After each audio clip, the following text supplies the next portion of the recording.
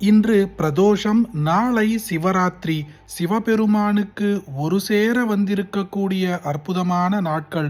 இன்றைய பதிவில் பார்க்க போகும் இந்த சிவபெருமானின் மந்திரத்தை ஒருமுறை பக்தியோடு கேட்டாலே உங்களுக்கு எதிர்பார்க்காத ஒரு நல்ல செய்தி வந்து சேரும். ஓம் அஸ்ய ஸ்ரீ சிவரக்ஷா ஸ்தோத்திர மகாமந்திரஸ்ய யாஜ்ஞவல்க்ய ருஷிஹி ஸ்ரீ சதாசிவோ தேவதா அனுஷ்டுப் சந்தः ஸ்ரீ சதாசிவ பிரீத்யர்த்தம் சிவரக்ஷா ஸ்தோத்திர ஜபே விநியோகः சரிதம் தேவதேவஸ்ய மகாதேவஸ்ய பாவனம் அபாரம் பரமோதாரம் சதுர்வர்கஸ்ய சாதனம் கௌரி விநாயகோ பேதம் பஞ்சவக்த்ரம் த்ரிநேத்ரகம் சிவம் த்யாத்வா தசபுஜம் சிவரக்ஷாம் படேன்னரः கங்காதரः சிரः பாது பாலம் அர்த்தேந்துஷேகரः நயனே மதனந்வம்சி கர்ணோ சர்ப்பவிபூஷணः घ्राणं पादु पुरारादिः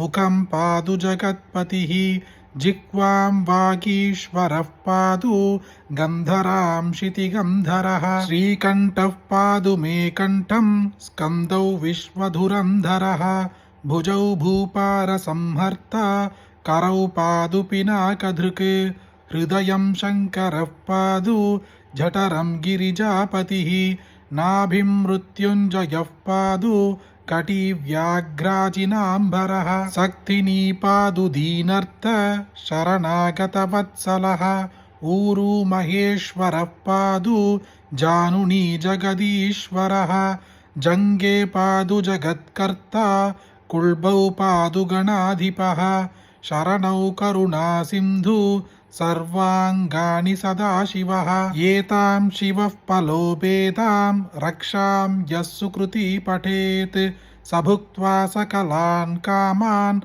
शिवसायुज्यमाप्नुयात् ग्रहभूतपिशाचाद्याः त्रैलोक्ये विशरन्ति ये दूरादाशु पलायन्ते शिवनामाभिरक्षणात् अभयङ्करनामेदं कवचं पार्वतीपतेः भक्त्या पिबर्ति यः कण्ठे तस्य वश्यं जगत्त्रयम् इमां नारायणस्वप्ने शिवरक्षां यदा दिशत् प्रातरुत्थाय योगीन्द्रो याज्ञवल्क्य तथा लिखत् इति श्री யாஜ்ஞவல்க்ய புரோக்தம் சிவரக்ஷா ஸ்தோத்திரம் சம்பூர்ணம். இன்று பிரதோஷ நாளன்றோ அல்லது நாளை சிவராத்திரி என்றோ உங்களால் முடிந்தால் வீட்டின் அருகில் இருக்கும் ஒரு சிவபெருமானின் கோவிலுக்கு செல்லுங்கள்.